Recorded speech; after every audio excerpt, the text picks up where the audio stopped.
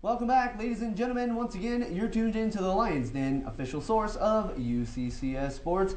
We've talked so far about 3 big wins this past weekend, 2 from your UCCS men's soccer team, 1 from your UCCS women's soccer team. But we said to start off the show that your Mountain Lions went undefeated, going 4-0. Charlie, you call the action there for the UCCS volleyball team. They were also in action this past weekend. They traveled, took a flight on Friday, got in, played on Friday, and beat Westminster 3-1. Yeah, unfortunately didn't get to make it to this game, but got to watch it. And Westminster right now is 0-8, 2-15 in the conference, and we've always talked about it. Can't really take anyone's schedule lightly for the RMAC, but after that loss to MSU Denver on the Tuesday, UCCS really had to come out and set a tone, set a pace, and set a marker, and they did exactly that, winning in 4. And Alyssa Brinton, 26 kills. Natasha Habert had 26 digs to the end of the 3rd set. That would have marked a new UCCS 3-set program record. But really, those first 2 sets for UCCS really were dominance, and they showed what they can really do. And it was great to see. Unfortunately, lost the 3rd set and then came back in 4th set and won it. But overall, it was a good weekend for them. I think they really learned a lot about themselves, and going back on the road for, only 3 home games or 3 home weekends and the rest are road, I think that does play a factor, but overall, a great weekend for them. Well, you talk about some of those performances. Natasha Habert with 34 digs overall. That's 6th best all time in program history ever. Charlie, ever. Ever.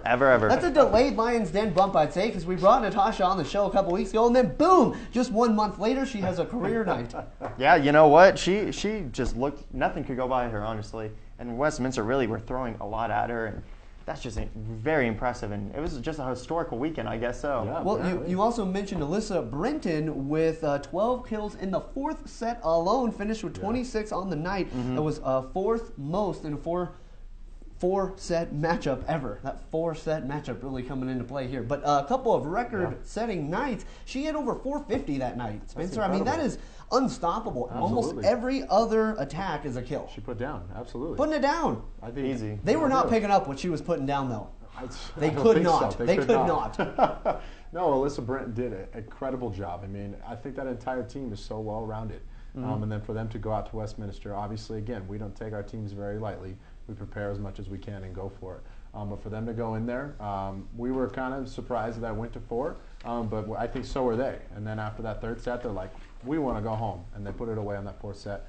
They were able to do so, take home some records and some career highs for a bunch of players, which was really nice for us. Well, sometimes you got to keep the other team interested. Sure. So you give them a set here and there to keep them interested, so you get some good practice, and Yeah, and Westminster also a tough place to play. They last year went to Westminster and dropped the first 2 sets, and it still was kind of the same thing where UCCS was climbing up the ladder board of the RMAC standings, and Westminster still trying to get used to the Division II players and playing and the playing style. So they dropped the first 2 sets at Westminster last year and then came back and won all 3 to take it to 5. And I know that they didn't want to do that again and go to 5 this year. But that's the thing. Another player stepped up, Taylor Smith.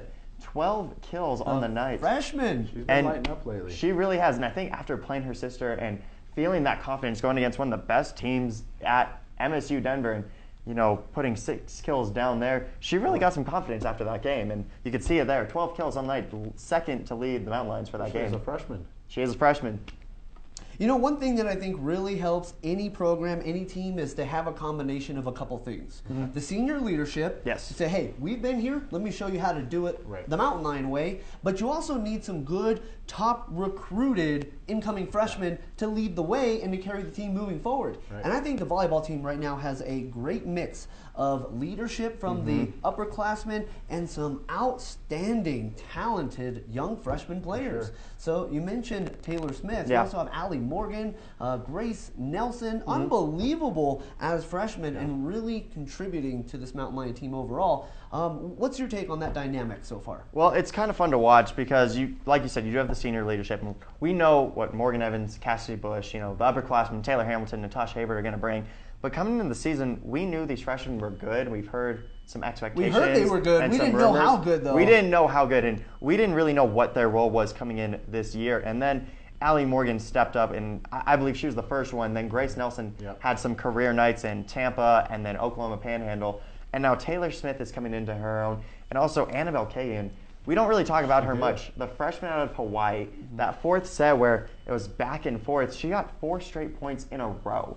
And for head coach Christy Elder to put her in a position where it's a close matchup with the fourth set and trust your freshmen to go in there and 4 straight points in a row, it really is a great mash and a great mix of upperclassmen and freshmen and sophomores. So definitely great to see that there. And I mean, I'm just excited to see what's going to happen for honestly every team. I'm so excited to see how everything's going to end up and all the playoff matchups and really where we're going to be at the end of the fall season. Well, I think all that really does is help build the confidence in the young players. Yeah, coach is going to put me in when it matters most. Yeah.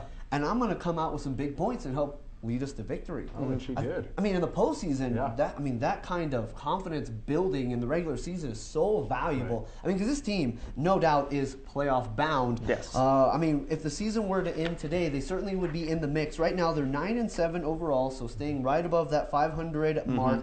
4-4 in the Rocky Mountain Athletic Conference, and I'm going to go out on a limb and say that easily could be a couple wins higher. There are a couple wins that game against Adams State in the 5th set. Even Pueblo, the first 2 sets were extremely close. Easily could have closed that one out as well. There's some teams that we look at and we know we can beat them. We just didn't close out yet. Right. But then you build, again, that confidence of the freshmen. You got to think in the postseason, we might see some of those teams again. Yeah, absolutely. And what's going to happen next time?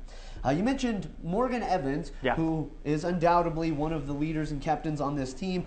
She moved into 5th place in the UCCS career records this past weekend with 2,365 assists. She needs 48 more to move into a tie for 4th place in program history. So Morgan Evans continuing to climb that career ladder for assists. Yeah, she could do that in a game, honestly. Well, she could. I mean, she had her 6th 50 assist match this past weekend, so she's done that 6 times already this season. Easily she could do that. You're right. She could get that in a game, honestly. Right, so, one match, maybe in one set. I'm just kidding. One set. I don't know. Doesn't go that far. That's the bold prediction. That's a bold prediction. I don't know about one set, but I think definitely next match she could get it. If not the next match, the match after for sure. Oh yeah, absolutely. And a good weekend. Have CSU Pueblo and New Mexico Highlands again. Seen both of these teams, and it'll definitely be a lot of fun. And again, seeing teams that you've already seen before, but going into their home court now, I know we're gonna preview it Thursday, but it's definitely be a fun thing, and especially CSU Pueblo going down there, a tough arena and a tough gym. It'll be a lot of fun. Well, I think the Mountain Lions have a little bit of a bitter taste in their mouth after dropping that match to Pueblo last weekend here at home in what easily could have been a 2-0 advantage at the intermission. Turns out it was 0-2, and Pueblo closed it out in the 3rd set. So we'll see what happens. We'll have the complete preview for you this upcoming Thursday as your Mountain Lions will be in action on the road. So we'll let you know what to look out for this upcoming Thursday on our preview show. But there's still more to recap here on the Lions Den today. When we come back, we're going to talk about the UCCS women's cross country picture along with the UCCS men's and women's golf scene. We'll be back with a whole lot more right after this.